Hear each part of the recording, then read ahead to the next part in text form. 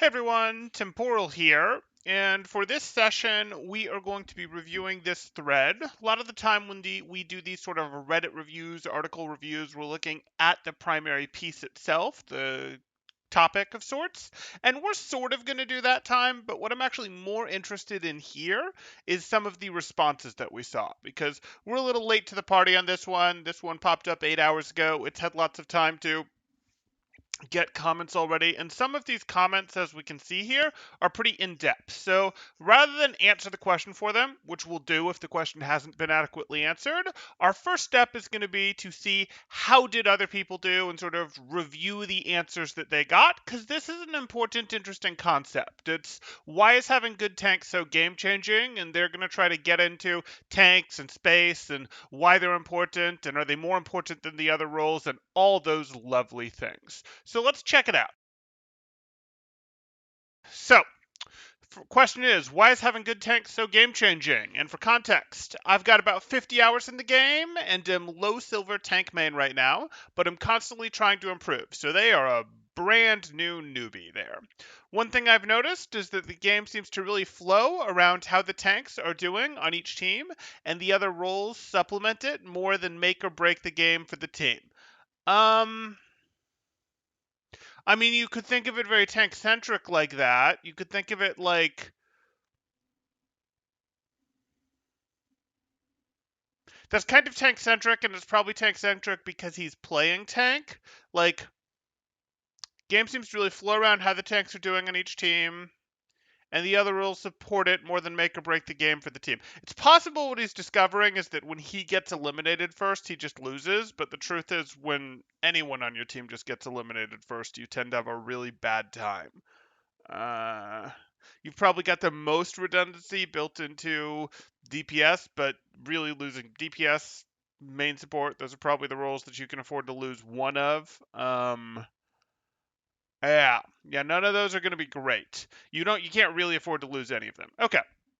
Like every time I've won a match of ranked, it seems like the main factor is the enemy tanks were unable to survive more than 30 seconds in a fight against me or my off tank, whereas it seems like every match I lose, I get steamrolled by the enemy tank. Right, but are you getting steamrolled by the enemy tank, or is the other and or is the enemy tank melting because your DPS are off angling correctly, or because your supports are putting up vastly different levels of support into the front line? Like there is more to it than just that. Okay, it's just something I see because is this just something I see because I'm a tank main?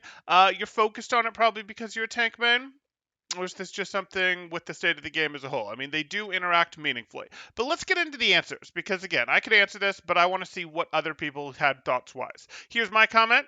Can go upvote it if you want, so this video gets more visibility, so there's more people here for us to discuss with because I will respond to questions, comments, etc. in the chat. So Joe64 is the most upvoted comment, or the best comment. I think we're sorted on best technically. And he says, because every relevant Overwatch game mode is all about space and basically nothing else.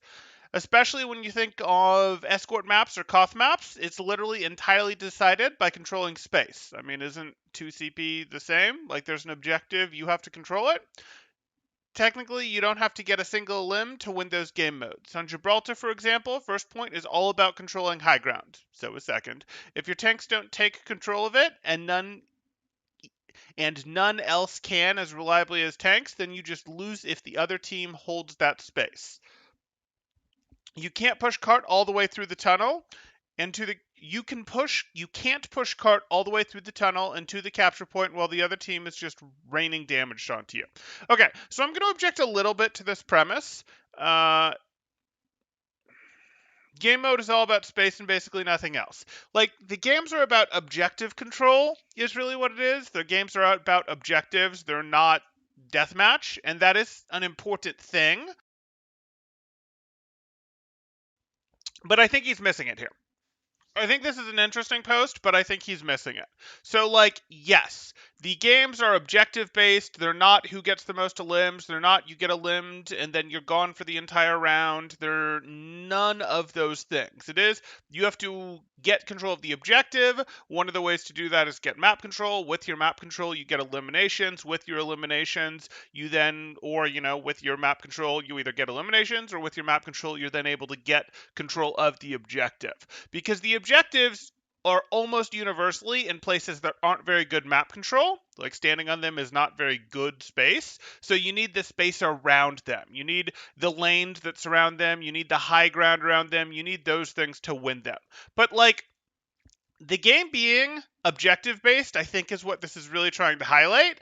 And the game being objective based isn't actually, how do I want to put this? Like, even if you didn't have this thing in the middle of the map that you needed to control on a cost point, I guess they're usually boxes, sometimes they're circles. Even if you didn't have this box in the middle of the map that you needed to control, if you spawned over here and over here as the two teams, you would still want to take the lanes, even if it was just a race to who can get 6 eliminations first, because getting control of these lanes is actually how you win a team deathmatch as well.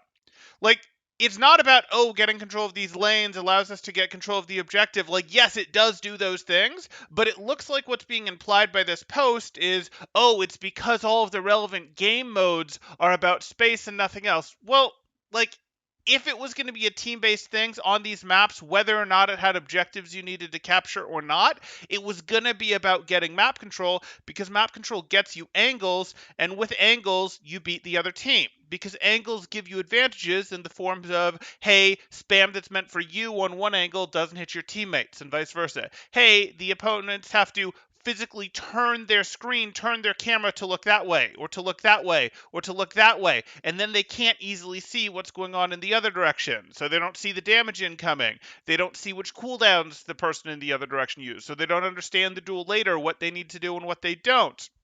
There's a fair amount of your evasive movement. If damage is coming at you from this direction, tends to be like this. But if damage is coming at you from this direction and you're evasive moving like this evasive movement does nothing. You're effectively not moving. So these lanes are actually also how you would win a team deathmatch, even if there were no objective in play, even if it were just a 6v6. So I think this is missing the mark, because it's talking about, game is all about space and basically nothing else. Like, yes, they're about space, because space wins you this type of engagement. Like, we know from FPS in general, anything that's going to be team-based like this, anything that isn't like solo, anything that has maps that actually has the ability to threaten from different angles, it's not like, angles are good is new to Overwatch and that wasn't a thing before objective-based shooters. No, angles are good is just true when you have a team. Like, the military will tell you that. Law enforcement will tell you that. Hey, angles are good. Now, they can't pull off some of the angles that you do in this game where you go, hey, we have angles, 180-degree angles on our opponent, because then you have crossfire issues, because friendly fire is a thing in real life. But they will tell you, yeah, we'd love to have this angle plus this angle. And if we can get some high ground on this angle, even better. Like, that's how it works. And it's not really anchored to, it's because the game mode requires capturing a point or flipping a control point or moving a cart. Not really. Okay. So it's interesting and it sounds right. And I see why it got upvotes. But if this is going to be our focus, this isn't really, it's sort of missing the forest for the trees. Okay. Moving to the rest of it. The flip side of that is you can also just win by controlling space without ever really getting picks. Something to that. Example, second point of Hollywood, the high ground is super important. Again, let's say you go up the lift as Ryan Diva and there's both DPS up there. They have no choice but to drop away from high ground and give up space. That means you get map control. You get cart push towards the objective and all without actually getting any eliminations. Voila, your team now has map control, and your life as DPS support just got easier. Okay, so yes, but what's happening here is, again, that map control that you're getting is creating a situation where, okay, we now have elimination pressure on you. We will beat you if you try to stay here, so you leave. So the map control led to elimination pressure. The map control didn't lead to objective pressure, though it does lead to that. It led to elimination threat, so they left. That's kind of important. Okay. There are tons of these interactions on every map, and these are simplified examples. When it comes down to, or what it comes down to, is map control and lanes win games. That much is true. In practice, map control is usually contested, so of course there's plenty of room for DPS and supports to pop off and swing the balance in whether or not your team can take that space. There's also supports and DPS who are quite good at either taking or holding space. Like, main tanks are very good at taking space compared to most of the rest of the cast, though there's still some non-tanks, some DPS who are pretty good at it, and some supports who are okay at it. In terms of their ability to initiate, to go take contested space, to push into contested space, Lucio comes to mind. He can slip through, Tracer can slip through, things like that. They can initiate into contested space reasonably well. But almost every DPS and most supports are good at holding space. This is why the quad DPS setup worked back in the GOATS era. You had GOATS, which would be 3 tanks and 3 supports for those that don't know. And what you would do to beat this on some specific maps is you'd see that they were on this on defense, and you'd roll out on 4 DPS. 4 DPS. You could even go more than 4 DPS. There were times where you'd go 5, but 4 DPS, 1 support, and 1 tank. And the reason you could do that is because you'd go, okay, we have 4 DPS, we can take care of these guys with huge range advantages, we can surround them. This 3 tank, 3 support combo didn't hold maps terribly well, it held objectives, it held closed spaces, was really hard to tear apart, but you could get map control with your 1 tank and 4 DPS, because these guys would just surrender map control to you. And then after you beat this and made them swap, because they'd swap to a 2-2-2 dive, because 2-2-2 dive was a good answer to quad DPS. If any of you are struggling in open queue with, wait, how do we beat 4 DPS, 3 DPS setups, 2-2-2 dive is a pretty good way. So this would happen.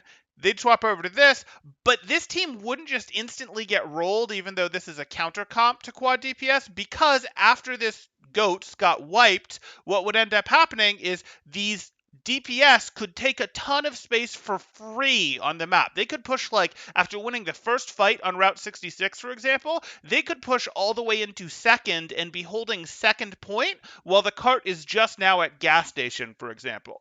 And the reason that they could do that is DPS struggle frequently to take contested space, but they can hold space. They can enforce space that their team has already taken, and you can take it for free when the opponents are in spawn, about as well as an off tank does. Like, the thought is, oh, our main tank is going to initiate, they're going to tank space, and our off tank is going to sort of hold space, they're going to enforce space, they're going to protect our main tank, they're going to hold what we've already got. Well, DPS hold what you've already got, hold space pretty well in general. So, like, if you can go, oh, hey, that's what we're going to do, that's going to work. Or if you can think of your DPS in the way that Realth talks about his range tanks, his poke tanks, his Orissas, his Sigmas, his Roadhogs, you can use them in very similar ways. They won't have a shield to hold their off angle, but threatening a new off angle with an Ashe forces a team to back up, and then your core can move forward.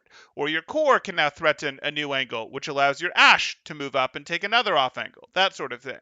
So if you think about this, it's not like, oh, tanks are the only ones who can manipulate space. There's lots of space manipulation that happens here in the DPS category. As an example, Anna's will take angles, Zen will take angles, Lucio will take angles away from opponents. Everyone gets their influence here. Hey, Scott-Free. Okay. Similarly, if you lose control of maps and lanes, or you lose your tanks altogether, your team starts taking more damage than the supports can keep up with. If you lose map control, that's true. If you lose tanks, you sort of already are taking more damage than your team can keep up with if you've already lost your tanks.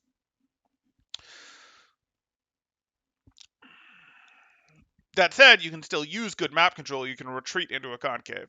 The flanks open up onto your back line. You're forced out of cover into exposed positions, etc. And again, that's where DPS can thrive. No, not after you're forced out. Like, DPS do thrive in sort of the messy team fight. That's why it can be a lot less important if you lose people. Once you're into the true brawl phase, losing a single person isn't as big a deal if you're actually in a true brawl phase. If people keep it in an angle phase and a poke phase and a pressure phase, you're going to be in trouble. Though you can also, of course, get into trouble if they force the brawl phase when you're down and you don't have cooldowns. Anyway, But secondary to map control, lane control, and space control. Tanks are generally the role that contribute most to these primary goals, even if it's actually everyone's job. That's fair.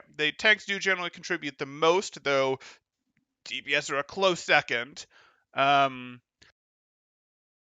supports augment that very well. If we talk about the modern Zen Ball dive, for example, you're going to see situations where Sigma might be helping core, Sigma might be hanging out back with core, or Sigma might be taking a different angle with like a Hanzo or something, whereas, or maybe Sigma Zen is taking one lane. Ball's taking another. Sombra Tracer is taking a third, or maybe it's Sombra Ball together, whatever. Like, oh, we can control 3 different lanes, and you'll notice there was not a tank in each lane there. You don't have a tank available for each lane. You're going to have to send a Tracer on their own, a Sombra on their own, a Tracer Sombra together to sort of battle for that control. And it's very common for McCree's in Brawl v Brawl to go off angle, Hanzos to go take spots for themselves. Like, it's not all about tanks going and taking the lanes by themselves. And your Zen, your Brig, their ability to throw those repair packs to reinforce those lanes, to cross poke across lanes, that also becomes highly relevant. Okay. We've got strong agreement with this from Bilfborg, which says absolutely this. In addition to space as a location, space is also your team's breathing room or breathing space. It's how much time your team has to do things. Sort of. Space can be distance. Distance can be time. If your DPS is being shot by 3, that's a lot of pressure. He can't peek, he can't shoot, he can't pressure, maybe he can't run, he can't hide. Okay? He has no time to do anything, he just dies. Sure, if you're surrounded on 3 sides, you're generally going to lose. But that's different than being shot by 3. Like, what actually takes away if your DPS is being shot by 3 people from this direction, I don't really care if there's a wall right here that we can hop behind and just go, oh yeah, cool. And now this wall blocks all 3 of their DPS. I do care if you're being shot like this, because now you're in a situation where even if you have a piece of cover, this same piece of cover, tucked behind it, whoops, still getting threatened a little bit from here, still getting threatened from here, that doesn't really work. So the angles matter more there, but yes, that would be getting into the space discussion. Because DPS have less HP than tanks. Nope. If my tank is in that same situation, my tank is still going to get eliminated. Tanks have a little bit more breathing room because they have a little bit more health, though they have bigger hitboxes to go with it. And they've also got generally some sort of defensive resource. Barriers, defensive cooldowns. They've generally got something, but it will not allow, if they're surrounded on 3 sides, they've already lost. So like 3 people, if your DPS is being shot at by 3 people, they just take cover. If your DPS is being shot at 3 people from 3 different angles, they just die. If your tank is being shot at by 3 people from 3 different angles, they also just die. So like that I want to be careful with. What the advantage is they do have the opportunity to go, hey, multiple people are shooting at us, and I think this is where the writer is going, are shooting at us. A tank can potentially throw down an Orisa barrier, for example, and shoot back for maybe 2 to 3 seconds before the barrier breaks, before closing the angle again, whereas the DPS can't really peek this at all. They have to wait until these 3 people are, say, shooting at someone else, like, say, the Sigma over here who distracts them for a moment before the DPS peeks and shoots because they don't have a barrier. That said, the Orisa by herself wasn't going to get an elimination into these 3 anyways, so doesn't really matter. It still matters, of course, because the Orisa can drop a barrier, the Sigma can throw up a barrier, and open a lane and safely peek 3 DPS for long enough to pull the eyeballs to allow the Ashe over here to open their angle and peek, and that does matter. That's how you do appropriate peak timings, appropriate peak piggybacking to actually win fights. Okay. So if the tank draws the attention of 3, now your DPS has room to breathe. Yes, as long as you're on different angles. He has time to aim, room to peek, room to shoot, room to pressure. Okay.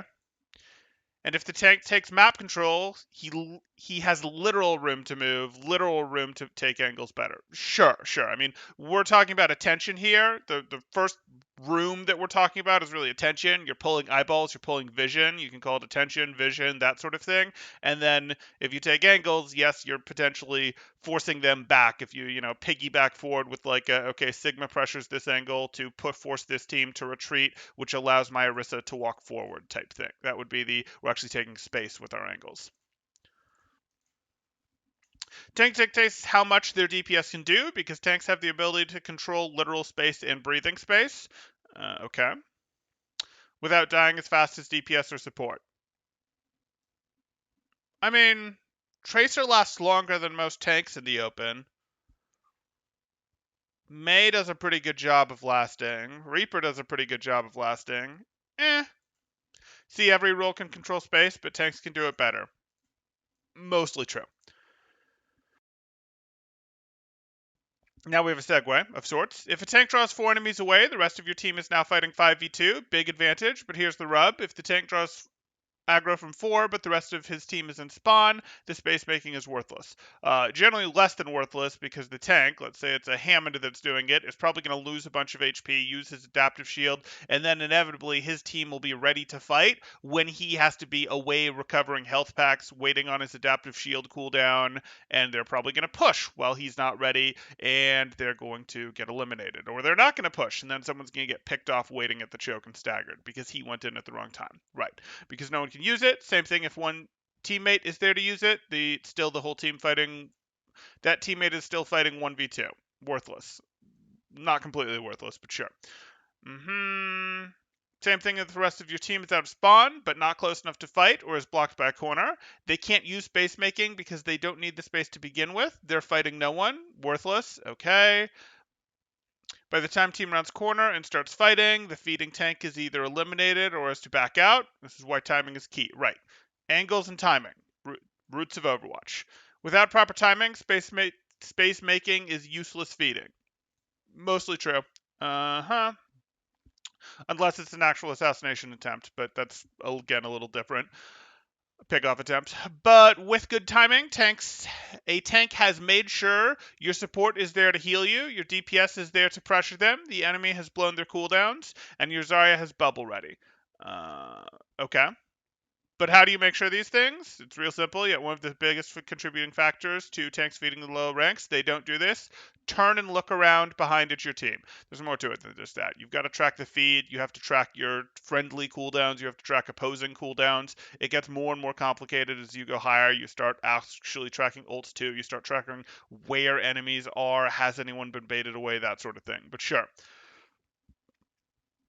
Turn and look around at your team, that's in bold, before engaging, before pushing, before initiating. Having a mental map of where your team is in relation to the enemy team and understanding that what you do on one side of the map affects the other side of the map is part of the macro game. I really think we need to be talking about cooldown tracking there as well. And the ability for tanks to manipulate macro game without dying fast as other roles is why they're so game changing. Yeah, we're really missing a big point there if we're going to go into that discussion if we're not talking about cooldown tracking, health tracking, resource tracking more generally. Like, okay, I can push because you don't have lamp and ice block, or I can push because my team is at about 90% health collectively, your team is at about 75% health collectively, even if you have amp left and we don't, that sort of thing. Okay.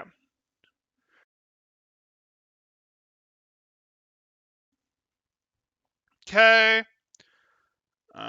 Looking for another highly upvoted post here. If the tank succeeds, victory follows. Okay. 15 upvotes. This one's 3 upvotes. Bronzy's got 14. That's probably better then. Let's take a look at Bronzy's.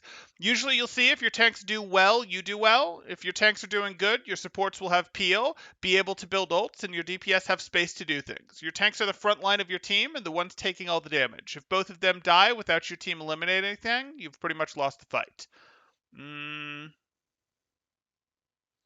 I mean, that doesn't necessarily all follow, though. Usually you'll see if your tanks do well. If your tanks are doing good, your supports will have peel, be able to build ults, and your DPS have space to do things. Put another way, though, like, if the DPS are actually pressuring angles, your Reinhardt will actually be able to push. If your DPS are all stacked behind your Reinhardt is just going to melt. Like, we're sort of like, which comes first, the chicken or the egg type thing here. And then your supports will have peel. okay if your tanks are doing good, but like that sort of runs into a, well, the tanks can't come back and help peel because we're losing the front line so hard. Like that's not, there's sort of some like order of operations here things we might struggle with a bit. Mhm. Your teams are the front line of your team and the ones taking all the damage. If both of them die without eliminating anything, you pretty much lost the fight. I mean, there's trades that make that. Well, okay, you said without anything getting eliminated. Sure, that's true. If you go down into a 4v6, you're generally going to lose the fight. It's true. They're the ones creating space, denying space, peeling for supports, and holding the chokes. Really? Really? Like, D.Va sometimes peels for supports. Sigma, you know, is sort of in the way, so you could sort of consider peeling for supports. Zarya will occasionally peel for supports. Most of the support peeling happens from your Brig, your Mercy, your Lucio. Like your support peeling, like even your McCree is more likely to peel than say your Roadhog or your Zarya. Like, mm, I'm not I'm not sure I love that one. Like, yes, you can play a counter dive strat, for example. Yes, your D.Va will peel in some situations quite a lot for your supports. I don't know that I want to like be like they're the ones peeling for supports and holding the chokes. Yes, they are the ones holding the chokes. Everyone is, but they're probably doing the most of that. Your tanks are feeding then as a if your tanks are feeding then as a support, you can't really do much other than DPS if you're playing a support that has the ability to. I mean, you can charge your ult super fast and try to win with your ult. That's generally what you do there. And if you're playing DPS and both your tanks are eliminated, it's hard for you to do anything because you'll probably just be shooting shields. What? What? No. Why would you be shooting shields just because your tanks are eliminated? I used that time that my tank was getting eliminated during to take my off angle. Come on now.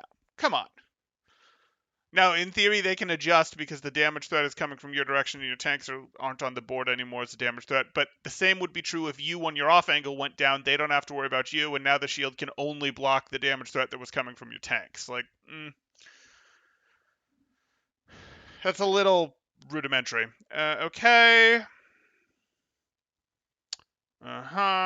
So yeah, if you have bad tanks, it's really hard to do anything because tanks are ones that hold and take space. They're part of the crew that hold and take space, and without them, it's hard to do anything. I mean, it's also really hard to do anything when you don't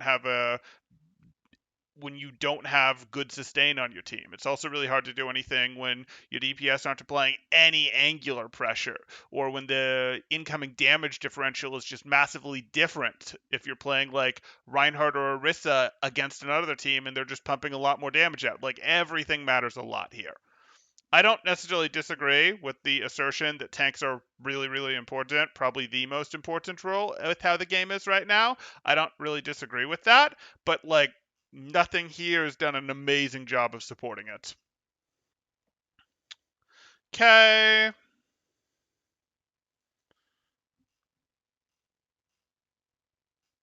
Okay. None of the rest of these are upvoted too high, so let's catch up on chat comments here.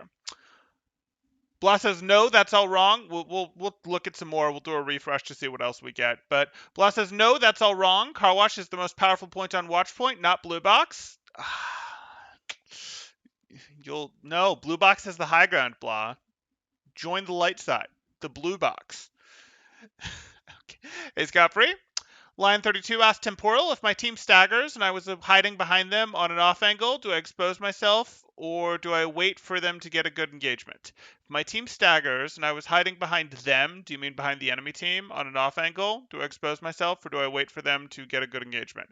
It depends. Do you think you can last there without being detected until your team is ready to push again? Or do you think that you're just going to get caught, but you're going to get caught 6, 10, 15 seconds from now and create a stagger for your team?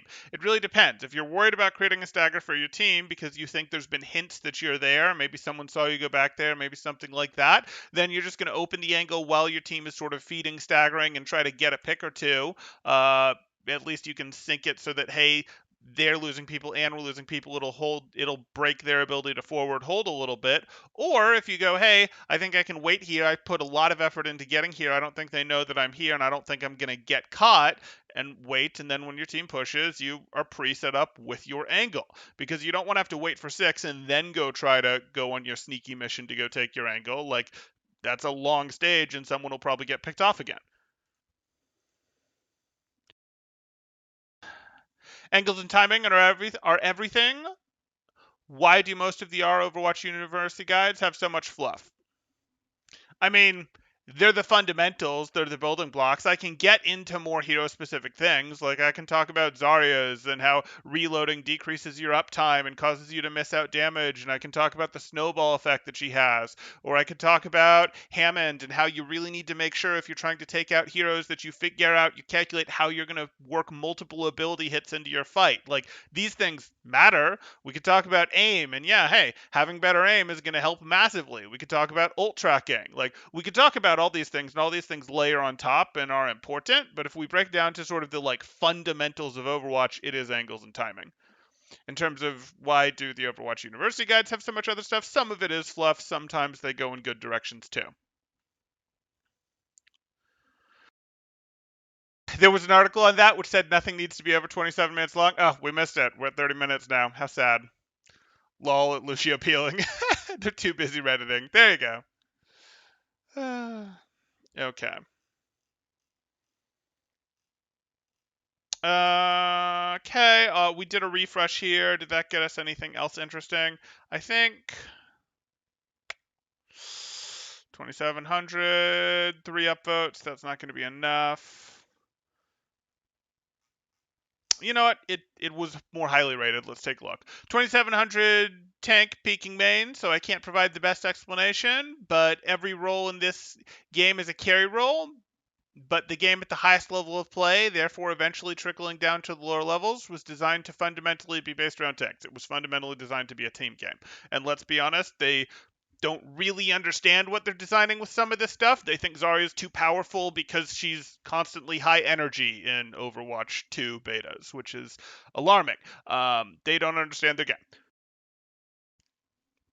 So this is where the concept of main tank comes from, where you had comp based around Reinhardt's Brawl Rush or Winston's Dive. The game in most metas, there were a few really bad ones earlier in the year where tanks were useless, but in most metas revolves around the tanks who can pocket their tank harder wins. I mean, tanks are an efficient place to put resources. They are some resources. Some resources go better to DPS, like repair packs go better to DPS than they do to tanks. But tanks are an effective place for some resources, like Zarya bubbles, like nanos, like defense matrix, like that's nades. Tanks are good for some resources, not as good for others, but yes, they are very good for some resources. If you enable them well, it causes them to be able to initiate harder, to be able to get deleted in 4 seconds instead of 3 seconds, which is the difference maker for them aggressively taking something from your opponents. Sure, sure. As others have said, whoever controls more space in Overwatch wins. Right, that's true, mostly. Um, okay. Space is really defined by like the amount of map control you have in simpler terms, but it's like a buzzword that gets thrown around a lot. I mean, space was probably used before map control was used as a concept. Like, map control is probably a better concept, but space was the word that caught on first in the Overwatch community. Watch this video to better understand the word. The game is not like others where the objective is to eliminate the enemy to win. It's more about playing the actual objective. No, it's not. Like, objectives matter in Overwatch. Objectives give you something to anchor the fight, to sort of make the fight happen in certain places, but ultimately it's still about the map control, and the map control would be useful even if you guys just started in your spawns. Like, even if there was no, how do I want to put this? Let's think about Volskaya Industries for a moment. Volskaya Industries, if you had an attacking and a defending team, but the only difference was the defense got let out of their spawn sooner than the attacking team, you'd probably still set up in mostly where you currently set up because, hey, there's good high ground, there's a choke they have to walk through, you have good stuff like that. That's probably mostly how you'd think about it. You might instead do a forward hold and go, hey, we're going to hold right outside their spawn, on their roof, in the building over here that's mostly not used, that has the balcony, things like that. You might set up like that instead and threaten like that because there'd be no respawning and it would take away their ability to get cover. But if the timer wasn't such to let you get here, you could still play around here quite effectively, and it would still be very effective even though there's no objective forcing the opponents to go right here. Because it's still, hey, a choke that they have to walk through. They still have to do one of the rotations, and this is what they do anyways in high-level Overwatch. You don't worry about the objective until you've mostly won. It's like the objective matters, but the reason objectives matter in conflict like this is because they sort of anchor that the fight has to happen. They put a little more pressure on the defending team to not just leave, to not go, well, we're losing this fight or we don't like how this fight is going to start, so we're just going to leave. They put what pressure on one team to not just go up, well, we didn't engage with advantage, so we're just not going to take it. Like, we're just not going to take it, and we're repeatedly not going to take it. Because if you had a bunch of hypermobile characters on both sides, you could have one team just constantly go, nope, nope, nope, nope, nope, nope, nope, we're not taking the fight, and just keep outing. So, like, that's what the objective does. But other than that, like, you'd still want all of this map control, even without the objective. We're really getting a little too focused on that.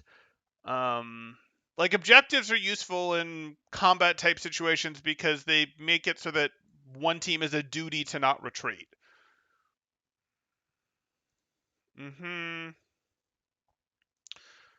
It really that this game is played for angles and timing has more to do with it's a team game than it does with there's objectives. Whether that be 2CP, escort, hybrid control, or push, whoever can control more space and deny the enemy map, therefore objective control wins. No, map control and objective control are different. They are.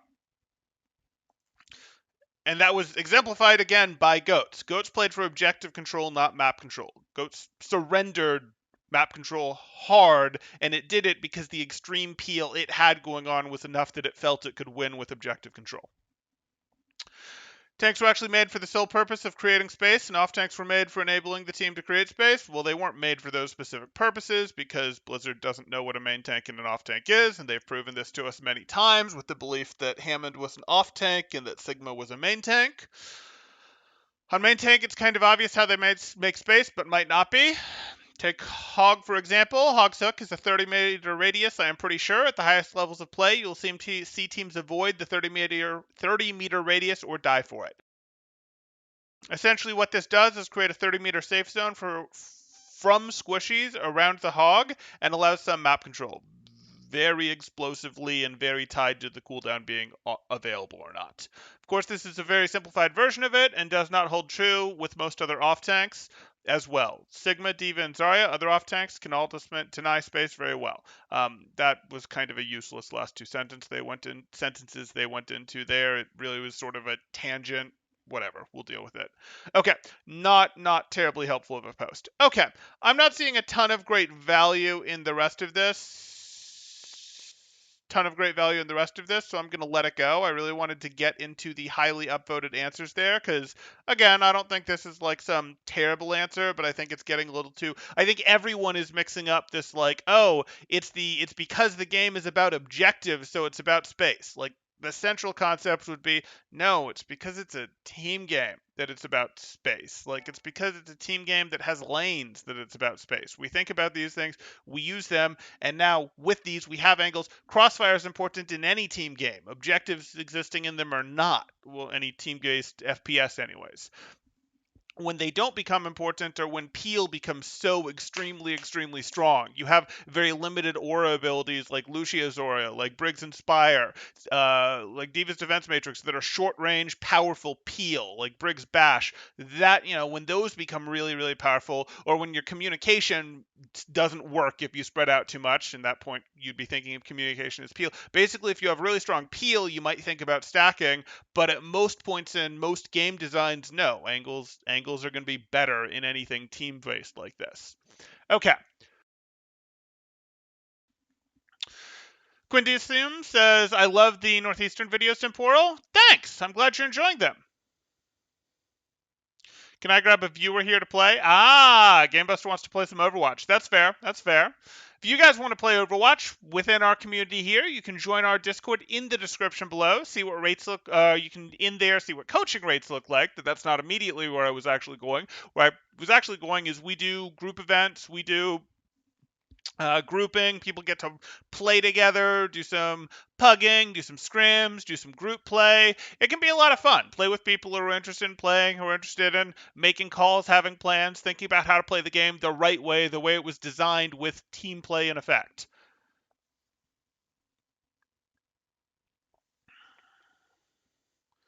Okay. Okay. That's going to work for that. Hey, Bunny, we're going to go ahead and call this one here. If you're enjoying the content, please do drop a like. Consider subscribing if you haven't already. And I will see you guys in the next one. Thanks. Temporal out.